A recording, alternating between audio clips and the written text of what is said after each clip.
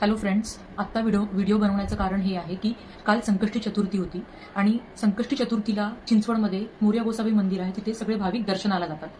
मीही गेले होते आणि दर महिन्याला जेव्हाही संकष्टी चतुर्थी तिथे असते ते छोटीशी जत्रा भरते. त्या जत्रेमध्ये लोक त्यांचं छोटं मोठं सामान हे सेल करतात. तिथून मी 2-3 गोष्टी विकत घेतल्या. ओके, आणि ही चादर सुद्धा मी तिथून विकत घेतली.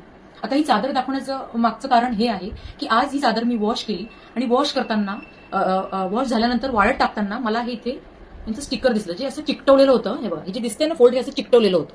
मी असं ओपन केलं आणि वाचलं. तुम्ही पण वाचा. दिसतंय मेड इन पाकिस्तान. आपण कुठे राहतोय, बॉर्डरवर पण राहत नाही आणि आपल्यापाशी मेड इन पाकिस्तान गोष्ट म्हणजे माझ्या घरात आहे. खूप संताप होतोय माझा.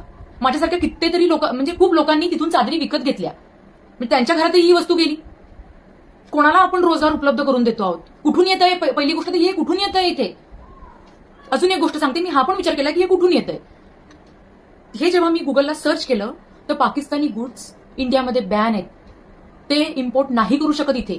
तुम्ही इथे गुगल केलं की तुम्हाला सगळं दिसेल, कम्प्लिटली बॅन आहे. सो प्लीज थोडंसं वस्तू विकत घेताना डोळे उघडा, जे आता माझे उघडलेत. तर माझ्यामुळे मी तुम्हाला पण सांगते की तुम्ही पण डोळे उघडा. वस्तू विकत घेताना आपण रोडवर सर्रास वस्तू विकत घेतो आणि नको ती गोष्ट आपल्या घरात येते.